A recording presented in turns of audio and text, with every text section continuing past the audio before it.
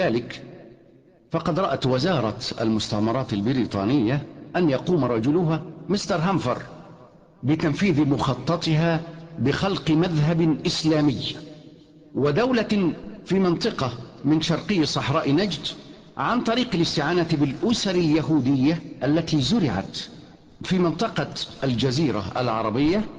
ذلك المذهب كان مذهب محمد ابن عبد الوهاب، وتلك الدولة كانت دولة آل سعود. هنا يبرز سؤال ملح: كيف تم ذلك؟ الجواب يظهر من دراستنا لنشأة محمد بن عبد الوهاب والوهابية كما ذكرها كتاب تاريخ نجد لابن الألوسي، وكتاب تاريخ نجد لهاري سنت جون فيليبي المسمى عبد الله فيليبي، وكتاب الشيخ محمد ابن عبد الوهاب عقيدته ودعوته لأحمد أبو حجر آل أبو طامي، وكتاب الدرر السنية في الرد على الوهابية لأحمد بن زيني دحلان مفتي مكة. يظهر أن ابن عبد الوهاب ولد عام 1115 هجرية الموافق 1703 ميلادي بمدينة تسمى العيينة من بلاد نجد. هذه المنطقة تبعد عن الرياض حوالي 40 كيلومترا من الناحية الشمالية الغربية. محمد ابن عبد الوهاب هذا قرأ الفقه على مذهب الإمام أحمد بن حنبل، كان أبوه قاضيا بتلك البلدة. أمير تلك البلدة كان يوم ذاك عبد الله ابن معمر.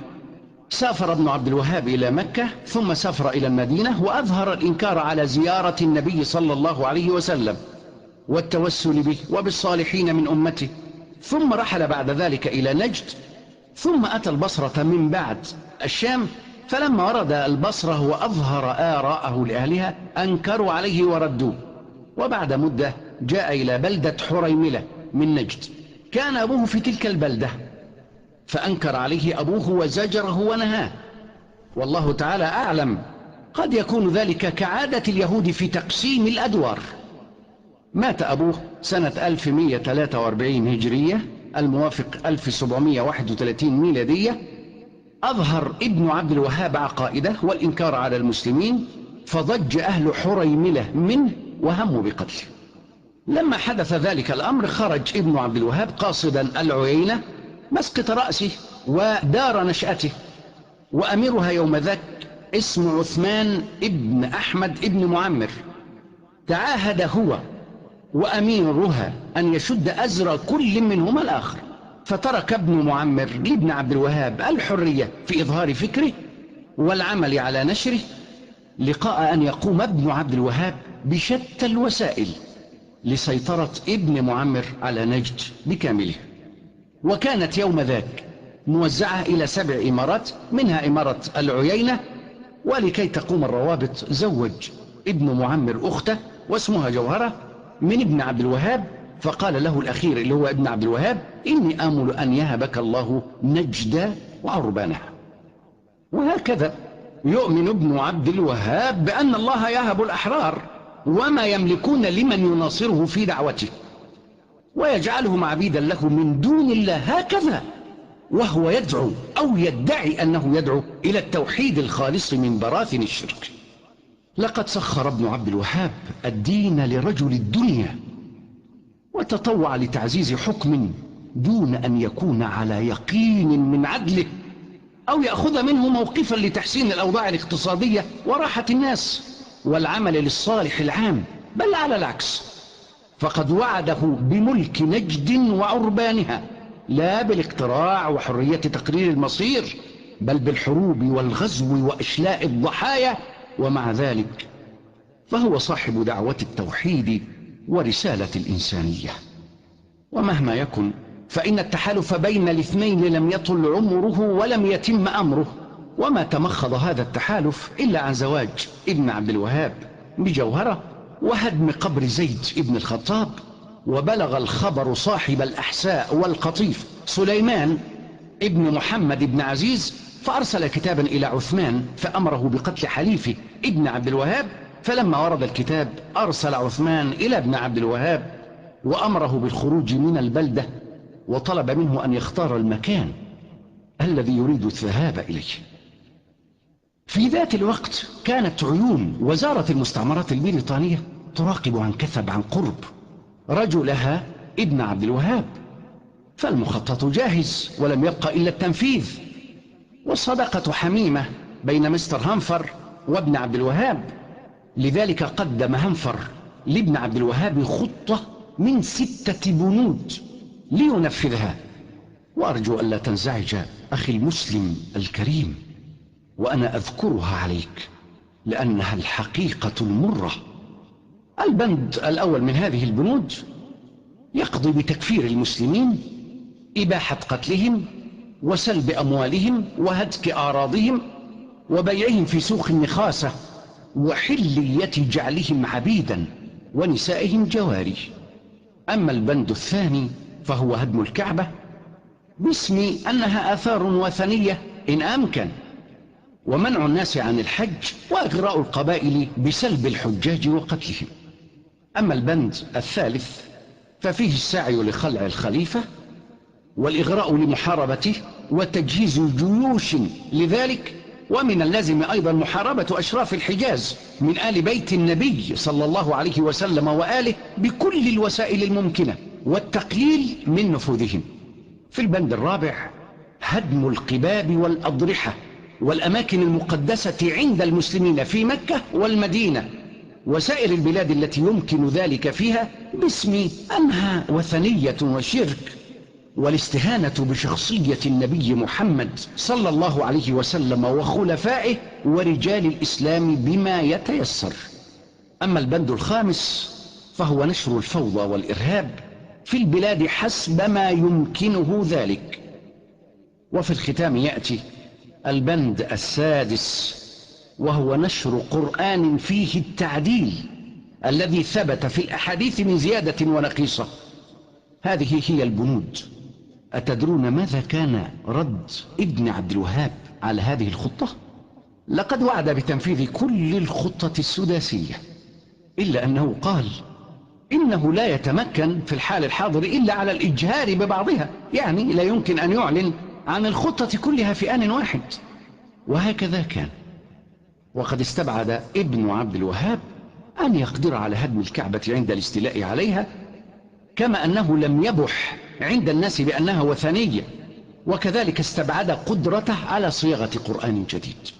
وكان أشد خوفه من السلطة في مكة وفي الأستانة عاصمة الخلافة الإسلامية، وكان يقول إذا أظهرنا هذين الأمرين لابد وأن تجهز إلينا جيوش لا قبل لنا بها. وقبلت منه وزارة المستعمرات العذر لأن الأجواء لم تكن مهيئة. وهكذا تحددت معالم المذهب الإسلامي الجديد، وفي نفس الوقت كانت الدولة قد تجهزت على يد أسرة آل سعود التي يقول عنها الدكتور ناصر السعيد في كتاب تاريخ آل سعود إنها أسرة يهودية، وهذا ما أورده والله تعالى أعلم.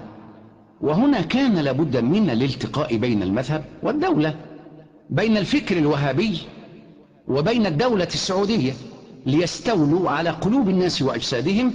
فإن التاريخ قد أثبت أن الحكومات الدينية أكثر دواما وأشد نفوذا وأرهب جانبا.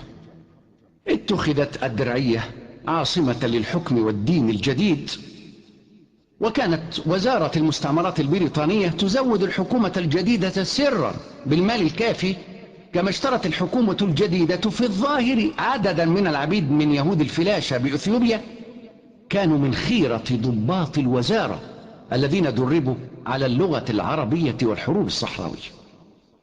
هذه الدولة قامت على أسس 3. الأساس الأول كراهية الآخر، يعني يكرهون غيرهم. الثاني تكفيره، يعني تكفير غيرهم. الأساس الثالث استحلال دمه وماله وعرضه. هذا الأمر قد يحتاج إلى بعض التفصيل. كراهية الآخر ليس فقط أنهم يكرهون غيره من أهل الشرائع الأخرى، لا، ولكن المختلف عنهم بالتدين داخل المسلمين أو ممن سماهم ابن عبد الوهاب المشركين داخل الجزيرة العربية وخارجها من الصوفية والشيعة. وطبق أتباعه هذه الكراهية بدقة، إذ كانوا لا يسلمون على الآخرين ولا يردون عليهم السلام. وأما تكفير الآخر فقد حكم ابن عبد الوهاب بكفر الشيعة كلهم، واعتبر بلادهم بلاد حرب، وقال كما جاء في رسالته كشف الشبهات: وإن كلهم يشهدون أن لا إله إلا الله وأن محمد رسول الله ويصلون الجمعة والجماعة، فلما أظهروا مخالفة الشريعة في أشياء دون ما نحن فيه أجمع العلماء على كفرهم وقتالهم، وأن بلادهم بلاد حرب، وغزاهم المسلمون حتى استنقذوا ما بأيديهم من بلاد المسلمين.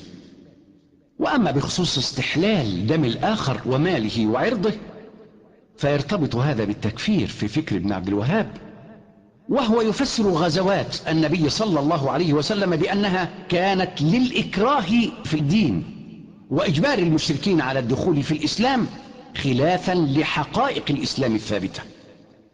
ابن عبد الوهاب كتب إلى البلدان المجاورة المسلمة أن تقبل دعوته وتدخل في طاعته، وكان يأخذ ممن يطيعه عشر المواشي والنقود والعروض، ومن أبى غزاه بأنصاره وقتل الأنفس ونهب الأموال وسبى الذراري. فليس أمام أي مسلم إذن إلا الوهابية أو القتل أو ترمل نسائه وتيتم أولاده. ومن المعلوم أن ابن عبد الوهاب لم يفتح بلدا غير مسلم من الشرق أو من الغرب، وإنما كان يغزو ويحارب المسلمين الذين لم يدخلوا في طاعته ودعوته تنفيذا لخطة وزارة المستعمرات البريطانية. لقد جاء في جريدة الصفا بتاريخ 21 أغسطس 1924 ميلادية ما يلي: والوهابية يستبيحون دم المسلمين، فقد دخلوا إلى شرق الأردن فذبحوا النساء والأطفال حتى بلغ عدد القتلى 2750 من المسلمين، وكانوا يغنون عند قتل النساء والأطفال ويقولون: حبة هبوب الجنة رايح وين يا باغيها. كيف هذا؟ نقول كيف هذا والرسول صلى الله عليه وسلم يقول فيما رواه النسائي: والذي نفسي بيده لقتل مؤمن أعظم عند الله من زوال الدنيا. ولكن لا عجب، فزعيم العصابة مؤسس الوهابية لا يرى مسلما على وجه الأرض غير جماعته، وكل من خلفه يرسل إليه من يغتاله في فراشه، لأنه يقول بتكفير المسلمين ويستحل دماءهم. هذه الأفعال تجعل الوهابية عرضة لتهم ثلاث. أول هذه التهم الكفر. لقد قال صلى الله عليه وآله وسلم: سباب المسلم فسوق وقتاله كفر، وهذا الحديث أخرجه البخاري ومسلم. التهمة الثانية الزنا، لأن من يستحل المرأة الحرة المسلمة ويأخذها سبية ويتمتع بها فهو زان، لا خلاف في ذلك. التهمة الثالثة السرقة، لأن من يستحل مال المسلمين فهو لص سارق. فبالله عليكم، من يقتل المسلم ويزني ويسرق أيصح أن يلقب بإمام التوحيد؟ لا والله، إنه من الأئمة الذين يدعون إلى النار. وبعد، فعلينا أن نفهم ونميز بين أهل الدين حقا وبين الذين ينتحلونه لمآرب أخرى. علينا ألا نتهم أحدا ولا نثق بأحد إلا بعد أن نتعرف على سيرته من أوثق المصادر وأصحها. علينا أن نقف موقف الشك والريبة من كل فكر ورأي، ومن كل من يصفه الناس بالإمام المصلح أو المفسد المضلل، حتى يظهر الحق جليا. ولن يظهر الحق إلا بالبحث والتمحيص. ومن درس حياة محمد ابن عبد الوهاب يرى أول ما يرى أنه يفرض آراءه بالقوة، ولكن على المسلمين خاصة دون غيرهم، وكل الناس يعلمون أن أي عقيدة أو رأي يحاول صاحبه أن يفرضه بالقوة فإنه يحكم على نفسه بنفسه بالفساد والبطلان.